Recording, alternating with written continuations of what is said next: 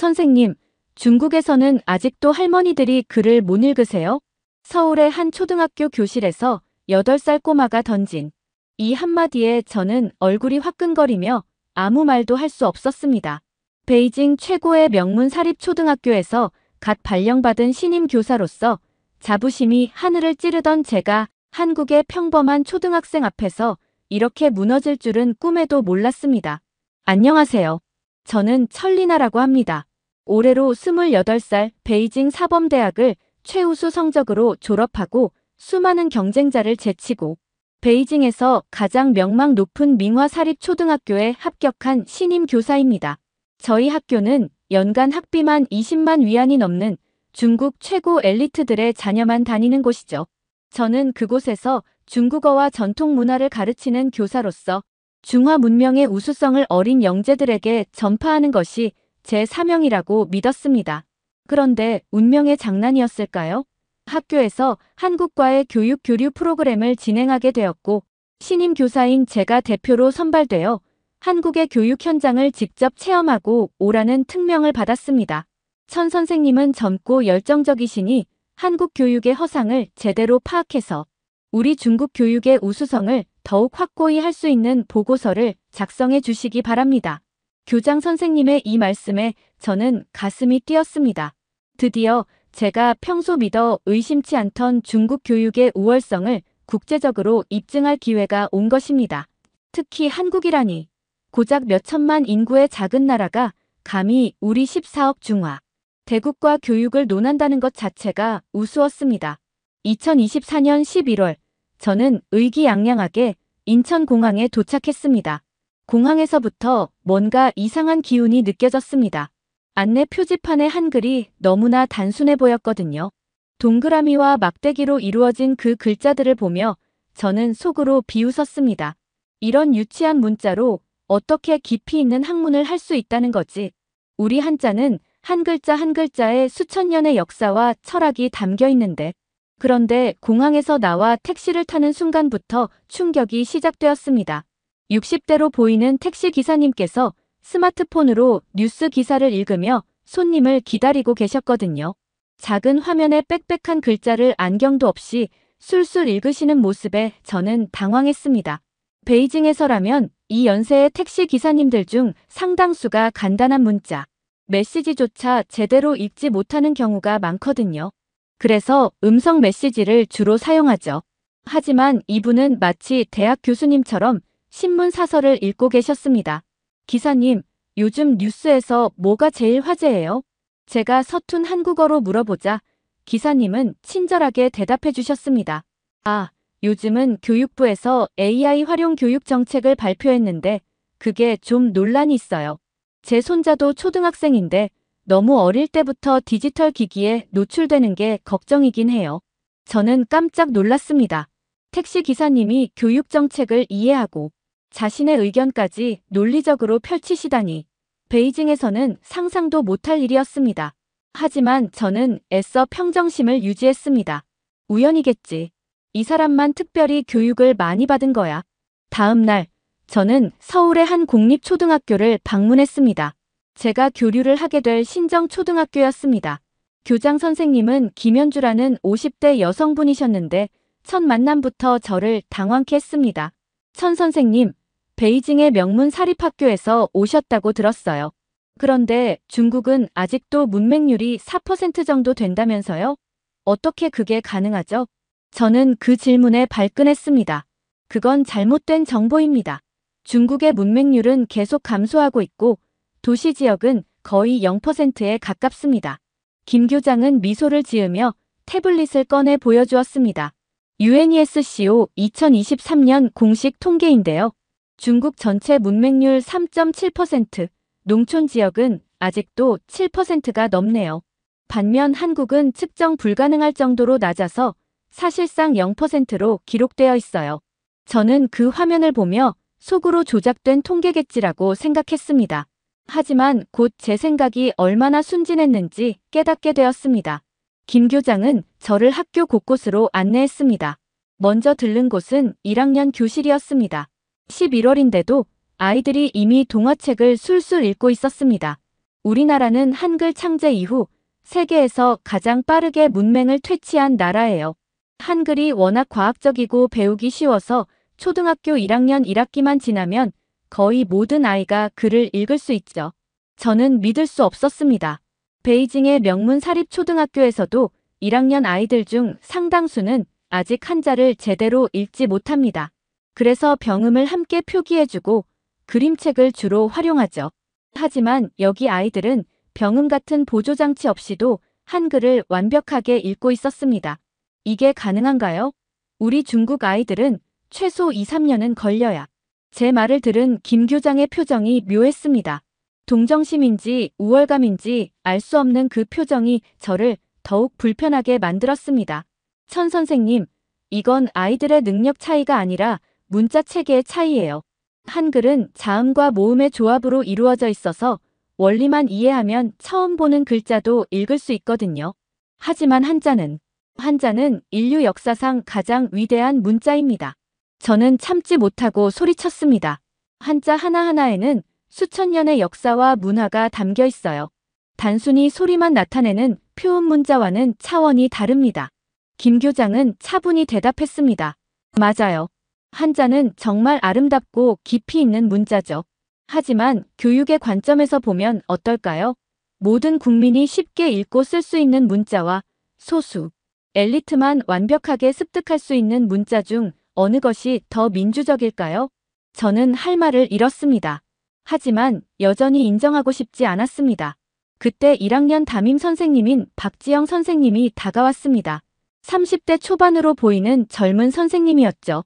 천 선생님, 저희 반 아이들이 중국에서 오신 선생님을 만나고 싶어 해요. 잠깐 들어오실래요? 저는 마지못해 교실로 들어갔습니다. 25명의 7살 아이들이 반짝이는 눈으로 저를 쳐다봤습니다. 안녕하세요. 저는 중국 베이징에서 온 천리나 선생님이에요. 아이들이 일제히 안녕하세요. 라고 인사했습니다. 그런데 한 아이가 손을 번쩍 들었습니다. 선생님, 중국에서는 글자를 몇 개나 외워야 해요? 저는 자랑스럽게 대답했습니다. 중국에는 한자가 5만 개가 넘어요. 하지만 일상생활에서는 3,000개 정도만 알면 충분해요. 그러자 아이들이 웅성거리기 시작했습니다. 와, 3,000개나요? 그걸 언제 다 외워요? 머리 아프겠다. 한 아이가 또 물었습니다. 바로 서두에서 언급한 그 충격적인 질문을 한 민준이라는 아이였습니다. 선생님, 중국에서는 아직도 할머니들이 글을 못 읽으세요? 저는 순간 얼굴이 빨개졌습니다. 그건 일부 시골 지역의 연세 많은 어르신들은 민준이가 눈을 동그랗게 뜨고 말했습니다. 우리 할머니는 78살인데 스마트폰으로 유튜브도 보고 카톡으로 긴 편지도 쓰세요. 한글은 쉬워서 누구나 할 수 있대요. 옆에 수진이도 거들었습니다. 맞아요. 우리 증조 할머니도 95살인데 성경책 읽으세요. 한글은 세종대왕님이 백성들을 위해 만드신 거래요. 저는 아이들의 순진무구한 자랑이 비수처럼 가슴에 꽂혔습니다. 중국에서는 대학생들조차 고전 텍스트를 제대로 읽지 못해 현대어 번역본을 찾는 경우가 많은데 한국에서는 7살 아이들이 이미 복잡한 문장을 읽고 있었습니다. 박지영 선생님이 미소를 지으며 말했습니다. 천 선생님, 우리 아이들에게 중국 문화에 대해 이야기해 주시겠어요? 저는 억지로 미소를 지으며 중국의 위대한 역사와 문화에 대해 이야기하기 시작했습니다. 만리장성, 자금성, 병마용. 아이들은 신기한 듯 들었지만 제 마음 한구석은 계속 불편했습니다. 수업이 끝나고 교무실로 돌아왔을 때 김 교장이 저를 특별한 곳으로 안내했습니다. 천 선생님, 이곳은 우리 학교의 문해교육 자료실이에요. 작은 방 안에는 옛날 문맹 퇴치 운동 당시의 자료들이 전시되어 있었습니다. 1950년대 전쟁 직후의 사진들이 특히 인상적이었습니다. 폐허가 된 교실에서도 칠판에 한글을 쓰며 공부하는 사람들의 모습이 담겨 있었습니다. 한국 전쟁 직후 우리나라 문맹률은 70%가 넘었어요. 하지만 불과 10년 만에 20% 이하로 떨어졌죠. 비결이 뭐였을까요? 저는 대답하고 싶지 않았지만 이미 답을 알고 있었습니다. 한글 때문이겠죠. 정확해요. 한글은 단 24개의 자모로 이루어져 있고 그 조합 원리가 매우 과학적이에요. 반면 한자는 기본적으로 3,000개 이상을 외워야 하죠. 어느 것이 더 빨리 보급될 수 있을까요? 저는 속으로 반박했습니다. 하지만 한자는 단순한 문자가 아니야. 그것은 문명이고 철학이고 예술이야. 그때 문해교육 자료실 한쪽에 걸린 문구가 눈에 들어왔습니다. 나란말싸미 둥귀게 달아 문자와로 서르 사마띠 아니할세. 훈민정음 서문이었습니다. 저는 그 문구를 보며 복잡한 감정에 휩싸였습니다. 세종대왕이 한글을 만든 이유가 바로 중국 문자와 달라서 서로 통하지 않으니였다는 것. 그것은 한자의 한계를 인정한 것 아닌가요? 하지만 저는 여전히 고개를 저었습니다. 그래도 한자는 동아시아 문화권 전체를 연결하는 문자예요. 한글은 한국에서만 쓰이잖아요. 김 교장이 또 태블릿을 꺼냈습니다. 천 선생님, 이 영상 한번 보실래요? 화면에는 아프리카의 한 마을이 나타났습니다. 그런데 놀랍게도 아이들이 한글을 배우고 있었습니다. 이게 뭐죠? 인도네시아의 찌아찌아족이에요. 그들은 자신들의 언어를 표기할 문자가 없었는데 한글을 도입해서 사용하고 있어요. 한글의 과학성 때문에 그들의 언어를 완벽하게 표기할 수 있었죠. 저는 충격을 받았습니다. 한글이 한국을 넘어 다른 나라에서도 사용된다니. 이것은 제가 상상도 못한 일이었습니다. 그래도 그건 특수한 경우일 뿐이에요. 맞아요. 하지만 UNESCO가 1989년에 세종대왕 문해상을 제정한 이유가 뭘까요? 한글이 인류의 문맹 퇴치에 기여할 수 있는 이상적인 문자라고 인정했기 때문이에요. 저는 갑자기 현기증을 느꼈습니다. UNESCO가 중국의 공자상도 아니고 한국의 세종대왕상을 만들었다니. 이것은 제 자존심이 허락할 수 없는 일이었습니다. 그날 오후, 저는 서울의 한 노인복지관을 방문했습니다. 김 교장이 특별히 주선해준 방문이었죠. 여기서는 비문의 어르신들을 위한 한글 교실을 운영하고 있어요. 천 선생님이 중국의 문해 교육과 비교해보시면 좋을 것 같아서요. 복지관에 들어서자 7, 80대 어르신들이 교실에 모여 있었습니다. 그런데 놀라운 것은 대부분이 이미 한글을 읽고 쓸 수 있다는 것이었습니다. 단지 좀 더 유창하게 읽고 싶어서 또는 맞춤법을 정확히 익히고 싶어서 오신 분들이었죠. 한글 교실 선생님인 60대 이정혜 선생님이 저를 반갑게 맞아주었습니다. 중국에서 오셨다고요? 저희 어머니가 일제강점기 때 학교를 못 다녀서 글을 몰랐는데 70세에 한글을 배우셨어요. 단 3개월 만에 성경을 읽으실 정도가 되셨죠. 저는 믿기 어려웠습니다. 3개월이요? 그게 어떻게 가능하죠? 이 선생님이 칠판에 한글 자모를 쓰기 시작했습니다. 보세요. 기역은 혀가 목구멍을 막는 모양이에요. 니은은 혀가 윗잇몸에 닿는 모양이고요. 한글은 발음기관의 모양을 본떠 만들었기 때문에 원리를 이해하면 금방 익힐 수 있어요. 그때 한 할머니가 손을 들었습니다. 88세 박순자 할머니였습니다. 선생님, 제가 중국 손님한테 자랑 좀 해도 될까요? 이 선생님이 웃으며 허락하자 박 할머니가 일어났습니다. 저는 작년까지만 해도 까막눈이었어요. 남편이 돌아가시고 나서 우울증이 심했는데 딸이 한글 교실에 데려왔죠. 처음엔 창피해서 죽고 싶었어요. 이 나이에 기역, 니은도 모른다니. 할머니의 눈가가 촉촉해졌습니다. 그런데 한글이 정말 신기한 거예요. 일주일 만에 자음을 다 외웠고 한 달 만에 짧은 문장을 읽을 수 있게 됐어요. 지금은 손자한테 편지도 쓰고 일기도 써요. 살맛이 나요. 할머니가 가방에서 일기장을 꺼내 보여주었습니다. 삐뚤빼뚤하지만 정성스럽게 쓴 글씨들이 빼곡했습니다. 오늘은 한글 교실에 중국에서 선생님이 오셨다. 중국은 글자가 어렵다고 한다. 우리나라 세종대왕님이 참 고맙다. 저는 그 일기를 보며 갑자기 코끝이 시큰해졌습니다. 88세의 할머니가 한 달 만에 일기를 쓸 수 있게 되었다니. 중국에서는 상상도 못할 일이었습니다. 이 선생님이 제게 물었습니다. 중국의 문해교육은 어떤가요? 저는 솔직하게 대답할 수밖에 없었습니다. 저희는 한자가 너무 어려워서. 농촌 지역 어르신들은 대부분 문맹이세요. 도시에서도 교육을 제대로 못 받은 50대 이상은 신문을 제대로 읽지 못하는 경우가 많고요. 한자를 간체자로 바꾸지 않았나요? 네. 하지만 그래도 기본 2000자 이상은 알아야 해요. 게다가 같은 글자도 문맥에 따라 뜻이 달라지고 성조도 구별해야 하고 말하면서도 스스로가 한심하게 느껴졌습니다. 문자 하나 때문에 14억 인구 중 수천만 명이 아직도 글을 제대로 읽지 못한다니. 그때 또 다른 할머니가 말씀하셨습니다. 79세 김영순 할머니였습니다. 저는 북한에서 넘어온 실향민이에요. 고향에서는 지주 집딸이라고 학교도 못 다녔죠. 한국에 와서 60년을 까막눈으로 살았어요. 그런데 작년에 한글을 배우고 나서 처음으로 고향에 두고 온 어머니께 편지를 썼어요.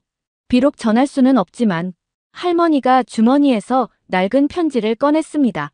어머니, 보고 싶습니다. 이제야 글을 배워서 이렇게 편지를 씁니다. 교실 안이 숙연해졌습니다. 저도 모르게 눈시울이 붉어졌습니다. 박순자 할머니가 제게 말했습니다. 중국 선생님, 한글이 정말 고마운 게 뭔지 아세요? 늙어서도 배울 수 있다는 거예요. 희망을 주는 거예요. 저는 더 이상 반박할 수 없었습니다. 이분들에게 한글은 단순한 문자가 아니었습니다. 인간의 존엄성을 되찾게 해준 도구였고 세상과 소통할 수 있게 해준 달이었습니다. 복지관을 나오면서 저는 깊은 충격에 빠졌습니다. 중국의 시골에 계신 저희 할머니도 평생 문맹으로 사셨습니다. 돌아가실 때까지 자신의 이름조차 쓰지 못하셨죠. 그것이 당연하다고 생각했는데 그날 저녁 숙소로 돌아온 저는 잠을 이룰 수 없었습니다. 계속해서 오늘 본 것들이 머릿속을 맴돌았습니다. 7살 아이들이 술술 책을 읽는 모습, 88세 할머니가 일기를 쓰는 모습, 그리고 UNESCO가 인정한 세종대왕 문해상. 아니야. 그래도 중국이 더 위대해. 한자는 단순한 문자가 아니라 문화 그 자체야. 저는 스스로를 다독이며 억지로 잠을 청했습니다.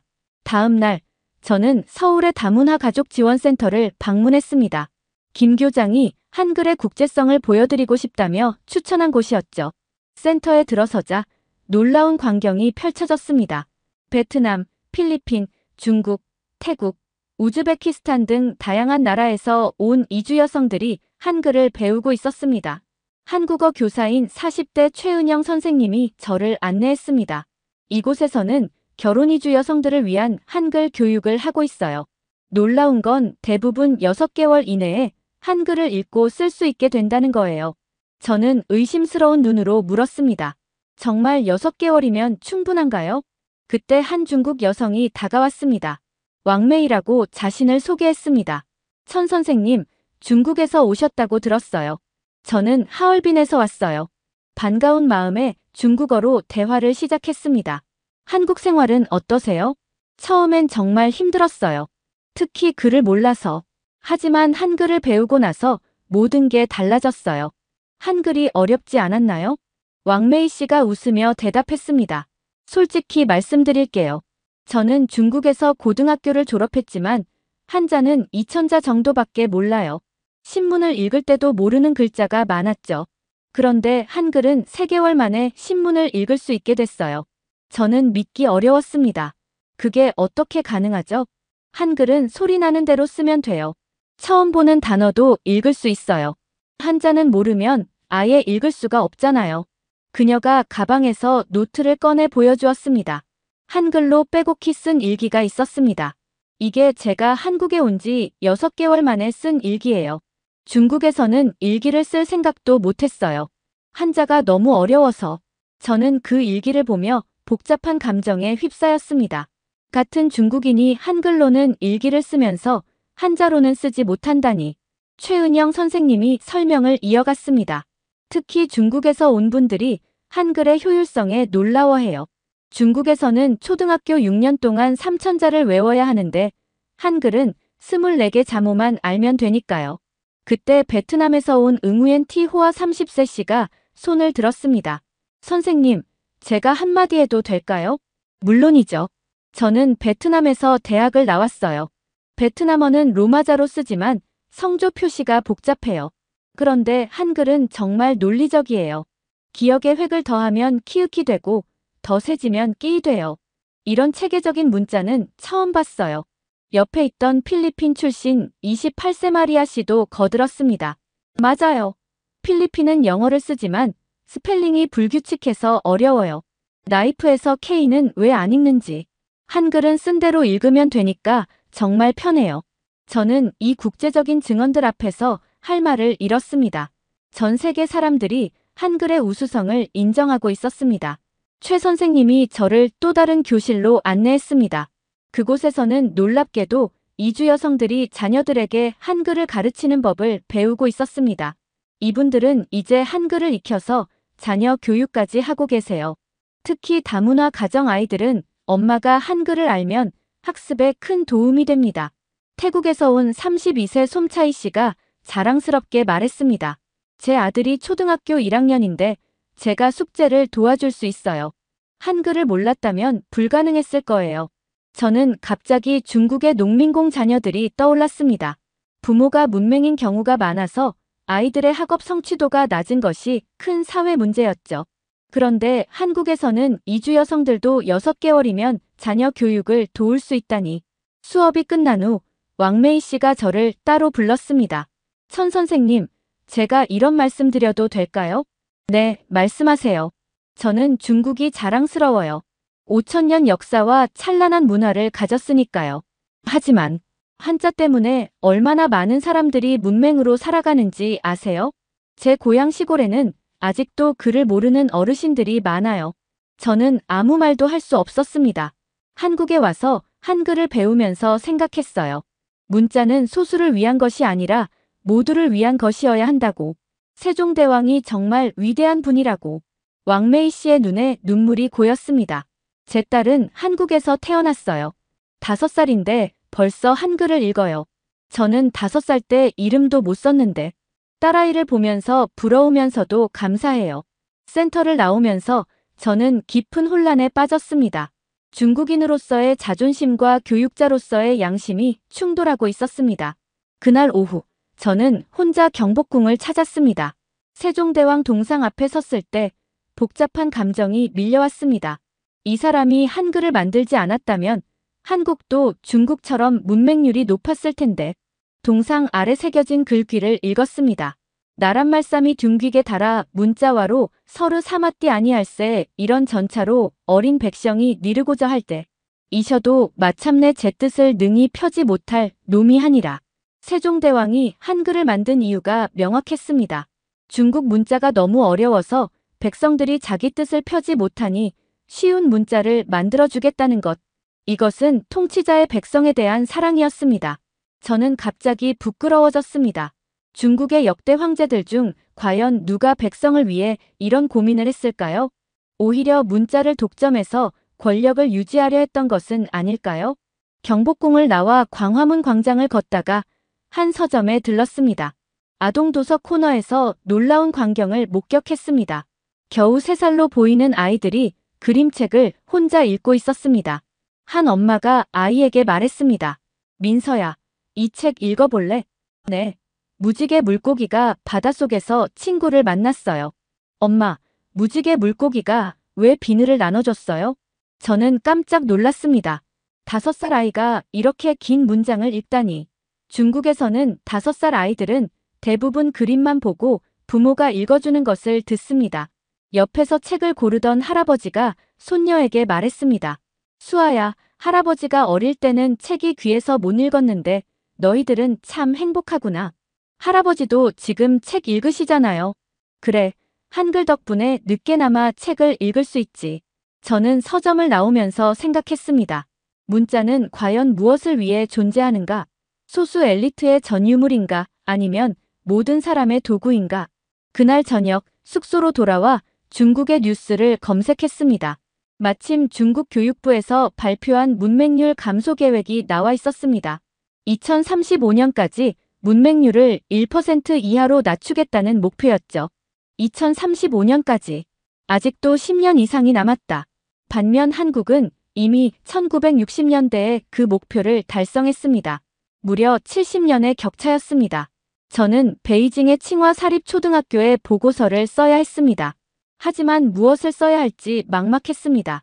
한국 교육의 허상을 밝히라고 했는데 오히려 한국 교육의 우수성만 확인하고 있었으니까요. 고민 끝에 저는 교장 선생님께 전화를 드렸습니다. 천 선생님, 한국 교육의 실상은 어떻습니까? 우리가 배울 점은 없겠죠? 저는 잠시 침묵했습니다. 그리고 용기를 내어 말했습니다.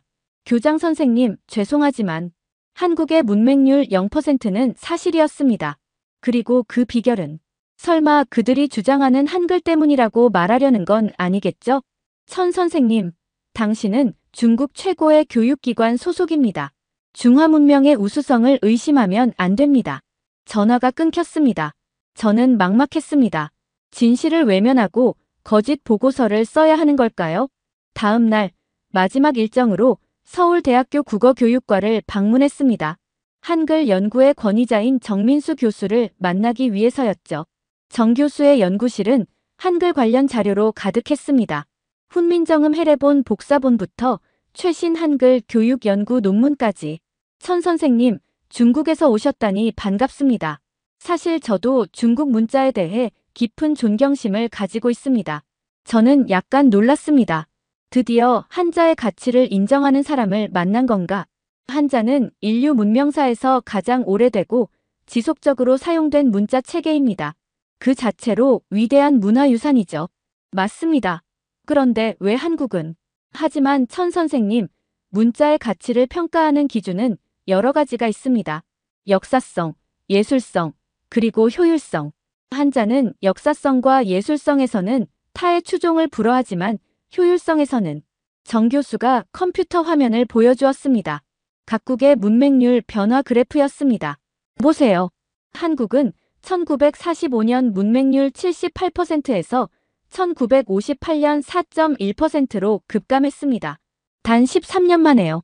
같은 기간 중국은 80%에서 60%로 감소하는 데 그쳤죠. 그건 전쟁 직후라 중국의 상황이.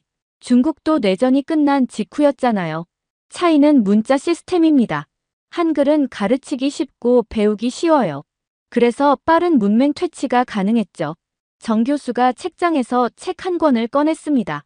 훈민정음 해례본의 현대어 번역본이었습니다. 세종대왕은 한글을 만들면서 지혜로운 사람은 하루아침에 깨우치고 어리석은 사람도 열흘이면 배울 수 있다고 했습니다. 실제로 그렇습니다. 저는 반박하고 싶었지만 이미 수많은 증거를 목격한 터라 할 말이 없었습니다. 천 선생님, 제가 중국 학자들과 공동 연구를 한 적이 있습니다. 주제는 디지털 시대의 문자 입력 효율성이었죠. 결과가 어땠나요? 한글은 자판 24개로 모든 글자를 입력할 수 있지만 중국어는 병음을 거쳐야 하거나 획순을 입력해야 합니다. 속도 차이가 평균 30% 정도 났어요. 저는 인정하고 싶지 않았지만 스마트폰으로 중국어를 입력할 때의 불편함을 떠올렸습니다.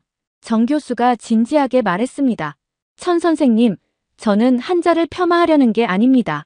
한자는 동아시아 문명의 근간이고 깊이 있는 사고를 가능하게 하는 위대한 문자입니다. 하지만 21세기는 정보화 시대입니다. 모든 사람이 정보에 접근할 수 있어야 합니다. 그런 면에서 한글은 매우 민주적인 문자입니다. 정 교수가 창밖을 가리켰습니다. 대학생들이 캠퍼스를 거닐고 있었습니다. 저 학생들은 모두 자신의 생각을 자유롭게 표현할 수 있습니다. SNS에 글을 쓰고 리포트를 작성하고 논문을 씁니다. 문자가 어렵지 않기 때문이죠. 중국 대학생들도 그렇게 합니다. 물론입니다. 하지만 중국의 농촌 출신 학생들은 어떤가요? 도시 학생들과 같은 수준의 문해력을 가지고 있나요? 저는 침묵했습니다. 실제로 중국에서는 도농 간 교육 격차가 심각한 문제였습니다. 정 교수가 마지막으로 한마디를 더했습니다. 문자는 권력이 될 수도 있고 해방이 될 수도 있습니다. 한자는 오랫동안 권력의 도구였지만 한글은 처음부터 해방의 도구로 만들어졌습니다.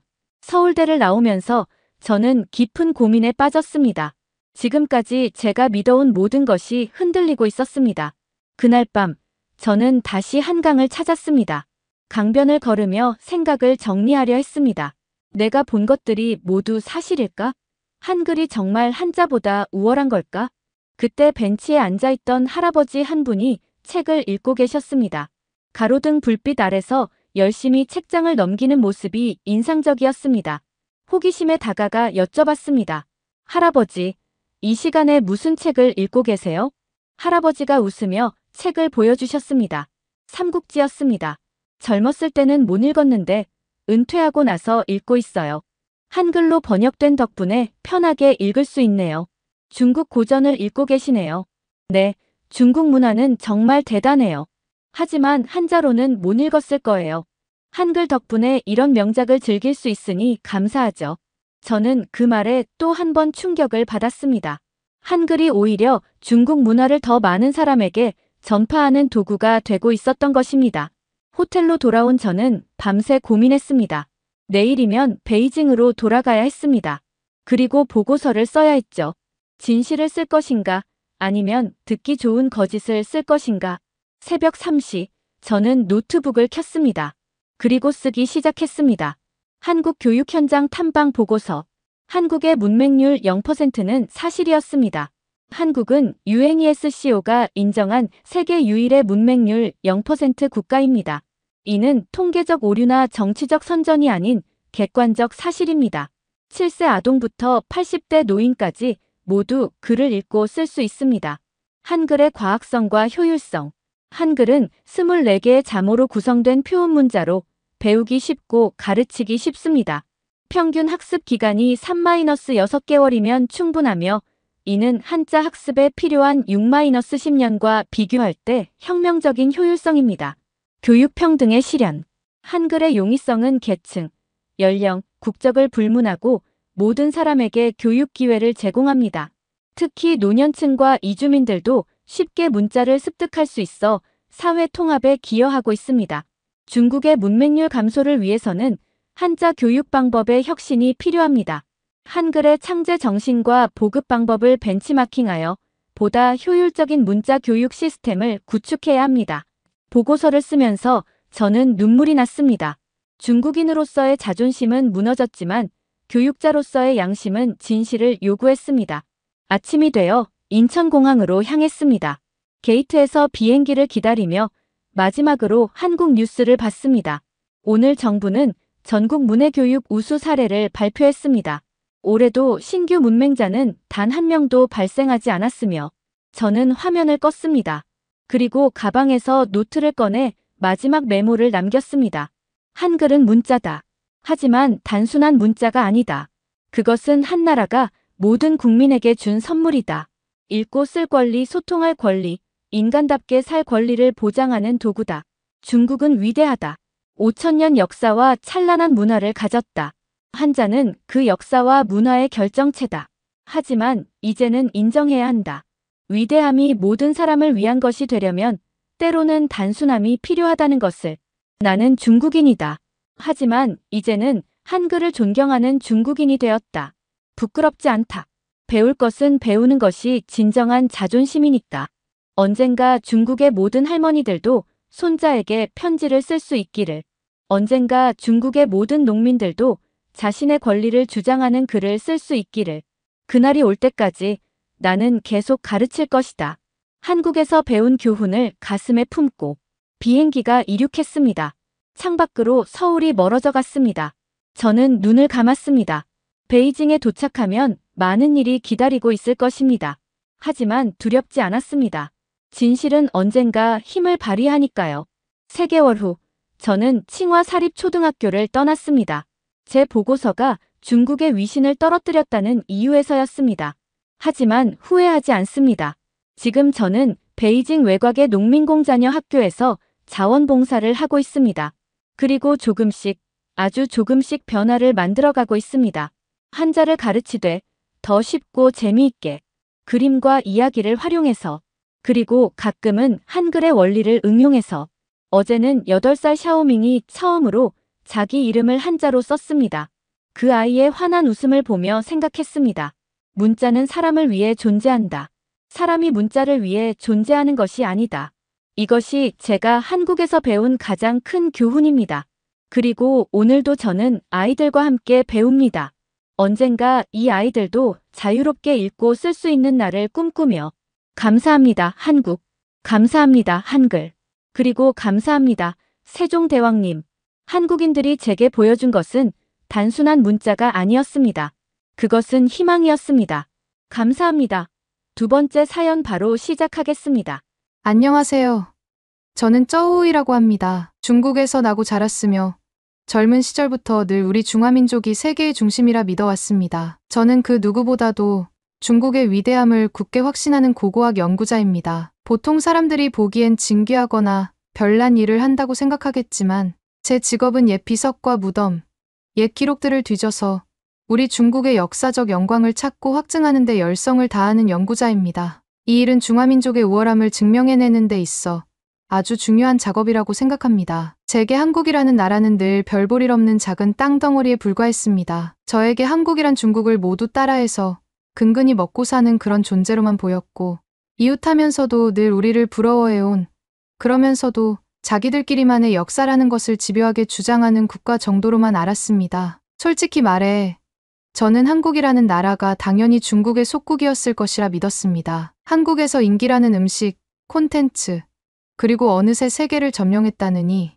떠드는 그들만의 문화는 전부 중국의 것을 변형한 것이라고 생각해왔습니다. 그런 제가 최근 아주 충격적인 일을 겪게 되었습니다. 처음 계기는 우연이었습니다. 중국 내에서도 은근히 화제가 된 문헌이 하나 있었는데 무려 1500년도 넘게 된 거대한 비석 이야기였습니다. 광개토대왕비라고 불린다는 사실 정도만 듣고 어차피 한국 애들이 우리 고대사를 훔쳐가려고 조작해둔 것이겠지 하고 무심코 넘기려 했습니다. 그런데 저를 놀라게 했던 것은 그 비석이 현존하는 동아시아 최고 규모의 왕릉비라는 사실이었습니다. 그리고 그것이 중국 땅, 지금의 지린성 집안이라는 곳에서 발견되어 세계적으로 유명해졌다고 했습니다. 어떤 이는 그 비석을 두고 고구려 천하를 증명하는 증거라고까지 말했는데 순간 저는 그 말이 너무나도 불쾌했습니다. 고구려라 하면 저는 당연히 중국 변방의 어떤 작은 소수민족 국가쯤으로 치부했습니다. 한국 사학자들이 고구려를 자기 역사의 최고 영광으로 떠받드는 것에는 늘 반감을 가져왔지요. 저는 궁금했습니다. 정말로 그렇게 대단한 비석이고 이 비석 때문에 한국인들이 고구려가 천하의 중심이니 어쩌니 호들갑을 떠는 것인가? 그런 호기심과 저만의 사명감이 저를 움직였습니다. 저는 직업상 유적이나 비문을 직접 보고 연구하는 것을 좋아했습니다. 직접 가서 확실히 밝혀내자. 저들이 말하는 그 광개토대왕비라는 것이 실은 전부 중국 영향력 아래 있음을 내가 증명해낼 수 있을 것이다. 이런 굳은 결심을 하고 현장을 찾아 나섰습니다. 처음에는 간단한 탐방 겸 출장이라고 생각했지만 이 여정이 저에게 엄청난 굴욕을 안겨줄 것이라곤 상상도 못했습니다. 게다가 제가 한국 땅도 살짝 밟아봐야 했는데 솔직히 말해 저는 한국 따위를 여행 대상지로 삼아본 적이 한 번도 없었습니다. 한국, 거긴 그냥 소국에 불과하고 볼만한 건 전부 중국식 문화 유산의 아류겠지 하고 단정지었으니까요. 그런데 도착하자마자 이웃 나라임에도 묘하게 다른 분위기에서부터 씁쓸함이 몰려왔습니다. 무엇보다도 제가 깜짝 놀란 건 한국 사람들이 자신들의 역사와 문화에 대한 자부심이 생각보다 너무나 강렬하다는 점이었습니다. 저는 그저 중국이 낳은 수많은 위대한 업적들을 생각하며 우쭐해하고 있었습니다. 결국 너희가 아무리 자랑해도 중화의 광대한 역사를 넘을 수 없지 않느냐. 이런 마음을 품고 한국 연구자들을 만나러 갔습니다. 그들은 저를 초청한 듯이 친절했지만 한편으로는 굉장히 자신만만한 모습이었습니다. 특히 고구려사 연구로 유명하다는 한국인 역사학자 몇몇이 저를 흥미롭게 바라보았습니다. 제가 중국인이며 고대 유적과 비문 연구를 전문으로 한다고 소개하자 그들은 한 번씩 웃으며 광개토대왕비를 직접 보러 가시는 거라면 흥미로운 사실들을 알게 되실 겁니다 하고 제게 말했습니다. 마치 무언가 확실한 자부심이 있는 듯. 저는 마음속으로 어차피 고구려는 중국의 지방정권이었다고 그 대왕비든 뭐든 결국은 우리 것이라고 멋대로 단정하고 있었습니다. 그런데 이 한국인 학자들은 임모와 고구려가 단순한 지방정권이 아니라고 주장했습니다. 저들은 대체 무슨 증거로 그렇게 장황하게 떠드는 걸까? 설마 스스로 지어낸 이야기를 진실인 양 확신하고 있는 건 아닐까? 저는 이 마음으로 기세등등하게 그들과 대화를 시작했습니다. 그러나 광개토대왕의 이름부터 시작해서 고구려가 요동과 만주 전역, 심지어 몽골 초원과 한반도 남부까지 세력권을 넓혔다는 이야기를 듣는 순간 약간 흔들리는 느낌이 들었습니다. 그래도 애써 버텼습니다. 그거야 중국 대륙의 혼란기에 편승해서 살짝 세력을 확장한 소수민족 국가에 불과했겠지. 로마 제국과 맞먹었다느니 동아시아 최강이니 그런 말도 안 되는 과장은 다 가짜일 게 분명해. 저는 버럭 목소리를 높이며 한국인 연구자들에게 일갈했습니다. 그딴 고구려가 뭐가 대단하다고. 지금도 너희 한국이 우리 중국 앞에서 얼마나 작은 나라냐. 고구려가 크게 보이긴 했지만 우리 중화 민족의 동북 변방 세력이었을 뿐이다. 그러자 저를 초대한 역사학자들 가운데서 한 명이 제게 묘한 미소를 지었습니다. 직접 비문을 보고 그리고 그 비문에 나타난 고구려 군사력과 통치 제도의 면모를 살펴보시면 생각이 조금 달라질 겁니다. 사실 저는 그 말을 듣고 속이 달아올랐습니다. 괜한 소리 하지 마라. 그냥 너희 한국인들이 과장하는 거다. 이런 심정이었죠. 그러나 제 호기심은 이미 극에 달해 있었습니다. 도대체 뭐기에 이런 호언장담을 하는 거지. 저는 지반지린성에 있는 실제 광개토대왕비를 보기 위해 먼저 중국 동북 지역으로 향했습니다. 비석이 서 있는 곳은 아직도 중국이지만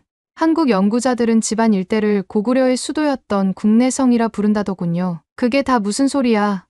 여기는 누가 봐도 중국 땅이잖아. 라는 생각이 계속 들었지만 그래도 어쩔 수 없이 그 현장으로 가서 제 손으로 직접 보고 분석해내야 했습니다. 어렵게 허가를 받아 찾아간 광개토대왕비는 꽤 놀라운 모습이었습니다. 높이가 6m가 훌쩍 넘는 그 돌기둥이 우뚝 서 있는데 주변 풍경과 어우러져 색다른 기세를 느끼게 했습니다. 특히 빽빽하게 새겨진 비문들은 비바람에 많이 닳긴 흔적이 있었음에도 불구하고 여전히 형태가 잘 남아 있었습니다. 이건 좀 굉장한 규모긴 하군. 저도 전문가로서 탄성을 지를 수밖에 없었습니다. 물론 속으론 그래봤자 내용은 우리 중국 황제에게 조공한 기록일 거다 라고 끊임없이 합리화했지만 말입니다. 비문을 면밀히 살피자 아주 흥미로운 사실들이 드러났습니다. 우선 이 비석은 광개토대왕이 죽고 2년 뒤에 그 아들 장수왕이 세웠다는 점이었습니다. 그리고 비문의 내용은 크게 세 부분으로 나뉜다는 점도 파악했습니다. 첫째는 고구려 건국 과정,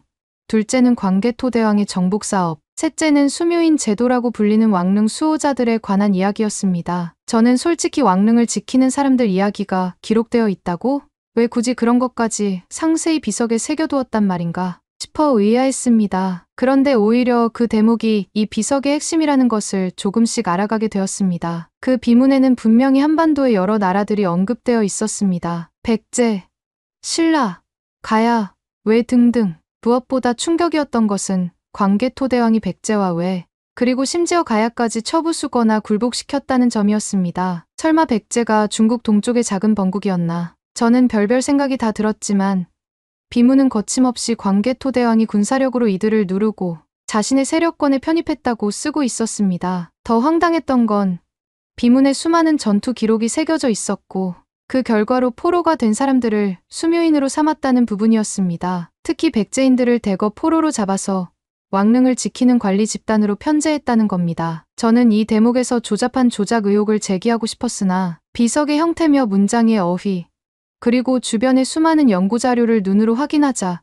그럴 수가 없게 되었습니다. 분명 이건 4세기 말에서 5세기 초 광개토대왕 시대의 문체와 그 시대적 배경을 고스란히 담고 있었습니다. 어쩌면 이런 정복이 일시적이었을지도 몰라. 어차피 민족대이동 시대라 중국 대륙에선 혼란이 계속되고 있었으니 그 틈을 타 잠깐이야 세력이 커졌을 순 있겠지. 저는 이렇게 혼잣말로 계속 제 생각을 굳혔습니다. 하지만 고구려가 단순히 전쟁만 한 것이 아니라 수묘인 제도 같은 체계적인 통치 방식을 갖췄다는 사실이 제게 큰 충격이었습니다. 정복한 지역민들을 끌고 와 무덤을 지키게 하며 단순히 노예처럼 부려먹는 차원을 넘어 유배 아닌 유배, 정치적 관리 체계하에 편입시켜 놓은 것이었습니다. 330가구에 달하는 인원이 무덤을 지키게 되었다고 하니 그 규모가 상당했습니다. 비석엔 이들의 출신 지역과 역할 구분, 형벌 규정까지도 아주 치밀하게 써 있었습니다. 이 정도면 한 나라의 행정력이 제대로 뒷받침되었다는 뜻일 텐데 제가 늘 들어왔던 고구려 미개한 야만 세력이라는 생각이 흔들릴 수밖에 없었습니다. 그래도 억지로 고집부렸습니다. 중국 황제 제도의 영향을 받아서 모방한 것이 분명해. 한국인 학자들은 제게 이렇게 말했지요. 당시 고구려는 북중국 대륙에 존재했던 혼란기에 편승한 것만이 아니라 동부연화, 숙신 등 북방 다른 세력까지 적극적으로 정벌해 나갔고 심지어 남쪽으로는 신라를 외로부터 구원할 정도로 강력한 원정군을 파견했습니다. 특히나 신라가 외의 침공을 받았을 때 고구려가 보병과 기병 5만을 파견해 밀어붙였다는 기록까지 비문에 새겨져 있다는 대목이 저를 더욱 벙찌게 만들었습니다. 그게 전부 사실이라고 치자 그래봤자 역사의 승자는 어차피 우리 중국이다. 저는 계속 이런 말도 안 되는 논리로 어깃장을 놓았지만 때마침 한국인 연구자들이 당시 고구려군의 무기를 재현하거나 고분에서 발굴된 유물을 가져다 보여주었습니다. 중무장 기병이 입었던 찰갑, 말에게 씌우는 철제 마구말 한 장, 얼굴 가리개 등 긴 창과 쇠뇌, 그 모든 것이 마치 중원의 그것과는 또 다른 독창적인 발전을 이룬 듯 보였습니다. 게다가 등자말 안장 옆에 발을 걸치는 장치의 존재는 결정적으로 저를 당황하게 했습니다. 말을 탈 때 발을 안정적으로 고정시킬 수 있다면 중기병 운용 능력이 훨씬 강해진다는 건 기본적인 군사 상식이니까요. 중국에서도 등자가 본격적으로 널리 쓰인 것은 비교적 후대의 일로 알았는데 고구려가 이미 45세기 무렵 등에 대한 흔적을 남겼다는 건 너무나 예상치 못한 부분이었습니다. 그러다 보니 로마 제국과 비교하는 견해까지 심심찮게 등장하더군요. 한국인 학자들은 로마와 고구려의 군사 체계나 병기가 꽤 높은 수준으로 대비되었으며 무엇보다도 고구려가 그 시기 동아시아에서 독보적 위상을 가지고 있었다고 주장했습니다. 저는 기가 막혔습니다. 로마. 감히 로마라는 이름을 이 작은 반도 국가가 언급해. 말도 안 돼라고 코웃음 치고 싶었지만 연이어 쏟아지는 자료와 근거를 보니 당혹스러웠습니다. 언젠가 제가 배웠던 세계사 지식과 맞물려서 45세기 무렵 중국 대륙이 남북조의 혼란기에 휩싸인 반면 고구려는 군사적으로나 정치적으로나 주변 국가들보다도 한 수 위였을 수도 있겠다는 결론이 머릿속에서 슬며시 떠올랐습니다. 저는 이를 인정할 수 없어 괜히 목소리를 높였습니다. 하지만 고구려가 백제를 치고 어쩌고 하는 동안 분명 중국 중원에는 위대한 제왕들이 존재하지 않았던가. 청건도 있었고 진나라 그리고 556국 시기라 해도 그 가운데 강력한 왕조들이 있었을 텐데. 이렇게 따지자 한국인 연구자는 담담한 표정으로 답했습니다. 그 시기 중원은 5민족이 물고 물리는 전쟁 상태였습니다. 고구려가 그 틈을 파고든 것도 있겠지만 단지 파고든 수준을 넘어서서 직접 요동, 만주, 심지어 내몽골 초원까지 진격했고 남쪽으로는 한반도 중부와 남부까지 영향력을 행사했어요. 이런 사례는 당시 동아시아에서 사실상 고구려가 유일했습니다. 솔직히 말해 배가 살살 아팠습니다. 어떻게든 중국에서 찾아온 연구자로서 제가 우위를 가져야 하는데 근거 자료가 계속 나오니 반박이 쉽지 않았습니다. 그래서 저는 좀 더 강한 태도로 다 소설 같은 과장이다. 중국 기록들을 보면 고구려가 조공을 바쳤던 사례도 있다. 라고 대들었습니다. 그러자 한국 측에서는 광개토대왕이 차라리 주변국들을 자기 제후로 만든 측면이 있다. 북연을 세운 풍웅이라는 인물이 고구려에 투항하자 광개토대왕이 종관계를 설정했고 백제도 신라도 신하로 인정하는 대가로 보살펴주는 모양새였다. 라고 설명하더군요. 전혀 다른 해석이었습니다. 제가 그건 고구려 중심 사고에서 쓴 역사 왜곡이라고 주장하자 한국인들은 비석 자체가 광개토대왕이라는 인물의 존재감과 당시 고구려의 위상을 보여주는 살아있는 증거라는 말을 되풀이했습니다. 처음에는 이 비석은 중국이 세운 것이고 광개토대왕도 중국 소수민족의 왕일 뿐이다라고 버텼습니다. 그런데 그러기엔 비문의 내용이 너무 고구려 중심으로 가득 차 있었습니다. 시조 추모왕부터 시작해서 고구려 사람들이 자기 나라를 천상에서 내려온 신성한 나라로 인식했다는 부분 또한 신기했습니다. 제가 그건 터무니없는 신화다라고 하니 한국인들은 중국 황제들의 천자 사상과 비슷한 개념 아니냐. 고구려도 독자적인 천손 사상을 갖고 있었다는 얘기다. 하고 조목조목 반박했습니다. 제가 가장 듣기 싫었던 부분은 광개토대왕이 고구려를 천하의 중심으로 선포하려 했다는 그 해석이었습니다. 중심은 당연히 우리 중원이지. 어떻게 변방 세력이 자기네가 중심이 될 수 있다고 떠들어대나 하고 계속 속으로 분노했습니다. 그러나 그들은 당시 중국 대륙이 분열된 상태였기에 강력한 통일왕조가 없었고 결과적으로 동아시아 질서를 잡는 중심 세력이 잠시 고구려가 되었을 가능성이 크다고 설명했습니다. 사실 논리 자체만 보면 완전히 틀린 말은 아닌 것 같아 당혹스러웠습니다. 저는 억울했지만 딱히 이것을 한 방에 반박할 만한 근거를 내놓지 못했습니다. 그 뒤 제가 직접 집안 주변의 고분들까지도 둘러보게 되었습니다. 무려 10,000개가 넘는다는 고구려 무덤들이 지역 곳곳에 산재해 있었습니다. 많은 무덤이 도굴을 당했거나 파괴되었지만 일부는 아직도 거대하고 웅장한 모습으로 남아 있었습니다. 특히 태왕릉이라고 불리는 무덤터는 규모부터 달랐는데 이것이 광개토대왕의 무덤으로 강력히 추정된다고 합니다. 주변에는 이 무덤을 지키는 비슷한 무덤 양식과 석실 구조가 보였는데 당시 고구려가 얼마나 거대한 왕릉 문화를 이룩했는지 짐작이 되었습니다. 제 눈으로 본 바로도 어느 문화가 완전히 미개하다면 저런 대규모 무덤 건축을 체계적으로 할 수 있었을까 싶더군요. 물론 저는 계속 정신승리를 했습니다. 중국 고대 왕릉에 비하면 아무것도 아니다. 진시황릉이나 한나라의 왕릉들을 봐라. 그에 비하면 아기자기한 수준 아니겠나. 이렇게 주장했지만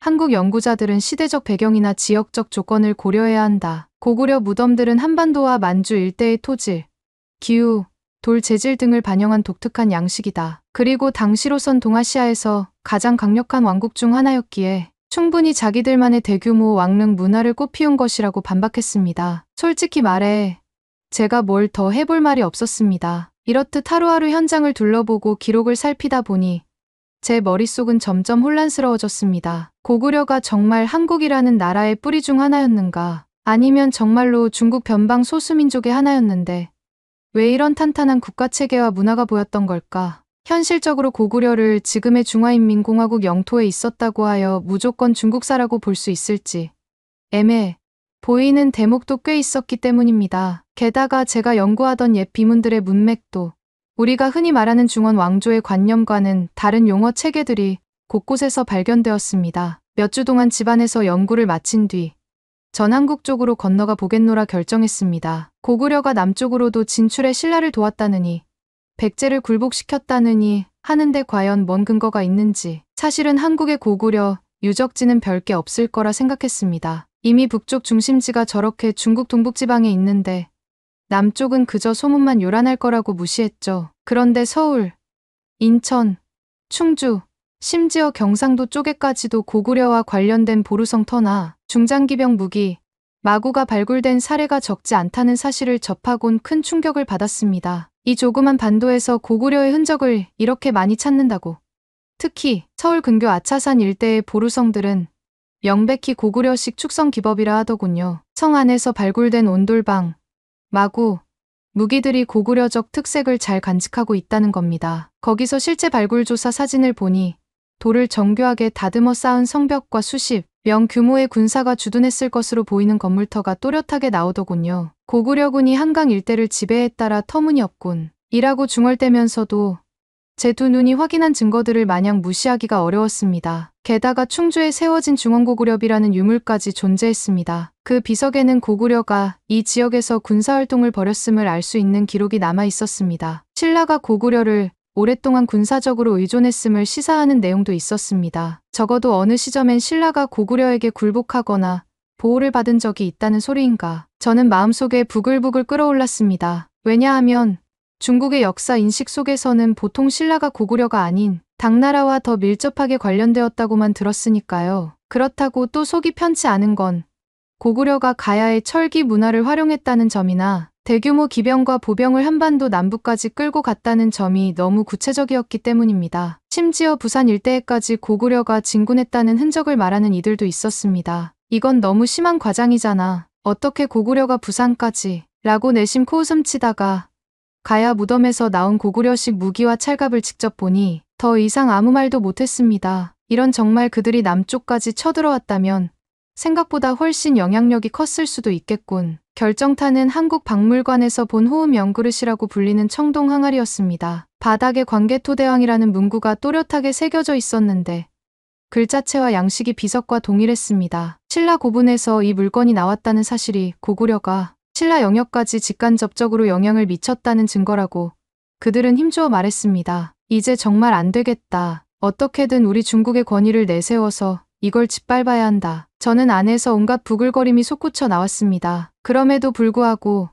이 한국인 연구자들은 저에게 고구려가 한국 뿌리임을 주장하는데 주저함이 없었습니다. 그들은 말했습니다. 고구려가 멸망했어도 그 뒤를 이은 발해 그리고 한반도 내 고구려 출신 귀족들의 흔적을 통해 한국사로서 고구려가 이어졌다는 것은 꽤 논리적인 흐름이다. 저는 발해까지도 참견하는 꼴을 못 보겠다는 마음에 발해도 결국 중국 소수민족 정권이었다. 라고 우겼지만 그들은 발해 자체가 고구려 유민이 주축이 되어 세운 나라였다. 라고 되풀이했습니다. 결국 저는 본론인 광개토대왕비의 문제로 다시 돌아갔습니다. 그래도 너희 한국이 그렇게 대단하다면 지금까지 왜 고구려 영토를 수복도 못했나. 이런 시덥잖은 말싸움을 걸며 비아냥댔습니다. 그러자 한국인 연구자는 이렇듯 대답했습니다. 역사는 흐름에 따라 변천합니다. 고구려가 몰락하고 그 후대 국가들이 이어진 거죠. 하지만 고구려가 한민족 문화와 역사에 남긴 족적은 너무나도 강력했습니다. 광개토대왕이 남긴 비문의 흔적도 마찬가지고요. 그 말을 듣는데 이상하게 기분이 묘했습니다. 제가 보기엔 한국이라는 나라가 분명 크지도 않고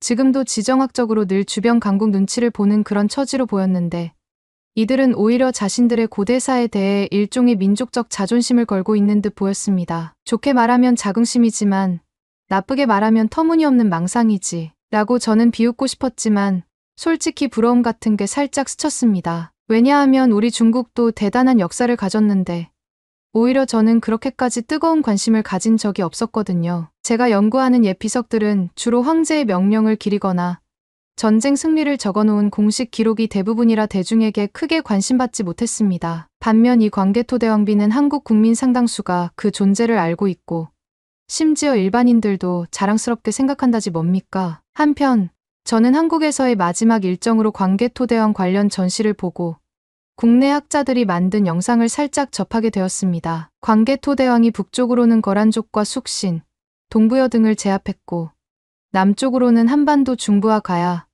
백제, 웨이 세력까지 요리조리 무너뜨렸으며 바다를 통해 수군까지 활용했다는 사실을 상세히 다룬 다큐멘터리였는데 이게 저를 더 멍하게 만들었습니다. 고구려에 수군이 있었다고. 설마. 하지만 자료를 보니 백제 해안과 요동 반도 일대에서 수군을 운용했을 가능성이 상당히 높다고 했습니다. 인천 상륙작전을 방불케 하는 고구려의 한강 유역 침공 시나리오까지 덧붙여 해석해놨는데 어쩐지 증거와 논리가 만만치 않았습니다. 저는 계속해서 말도 안 되는 논리로 우겼습니다. 그건 말 그대로 소설이다. 그리고 어차피 중국 바다 아니냐. 무슨 고구려가 감히 함대를 꾸렸다고. 한국 측 역사학자들은 고구려가 남해안이나 황해 쪽에서 수군 기지를 갖추고 있었다는 고대 성터 발굴 자료까지 내밀었습니다. 제 눈앞에 펼쳐진 각종 유물과 고구려의 전술 해석, 해안 요새 구조물은 꽤 구체적이었습니다. 저는 질렸습니다. 좋아. 그럼 그렇게 잘났다는 고구려. 결국 뭐가 됐는데. 마지막엔 멸망했잖아. 하고 퉁명스럽게 맞받았죠. 그랬더니 어떤 한국인 전문가가 비웃듯 말했습니다. 당연히 언젠가 패망했죠. 로마도 망했고 진나라도 망했고 어느 제국이든 결국은 끝이 있으니까요. 하지만 전성기의 고구려가 이뤄냈던 문화적, 군사적, 정치적 성취는 지금도 우리에게 귀중한 유산입니다. 광개토대왕비는 그것을 웅장하게 보여주는 상징적인 증거이기도 하고요. 아무리 아쉬워도 현재의 국경이 달라졌다고 그때의 영광이 사라지는 건 아니라는 뉘앙스였습니다. 저는 드디어 폭발했습니다. 결국 너희가 지금 고구려를 강조하는 건 한국이 원래부터 중국과 동등하거나 그 이상이었다고 설레발치고 싶은 거 아니냐 하고 고함을 질렀습니다. 사실 좀 비이성적으로 굴었지요. 주변 사람들도 당혹스러워 보였습니다. 그때 문득 한 한국인이 제게 이런 말을 했습니다. 한국이 중국보다 더 크거나 강했다고 말하려는 게 아니라 과거 고구려가 이 지역에서 너무나도 강력한 존재였고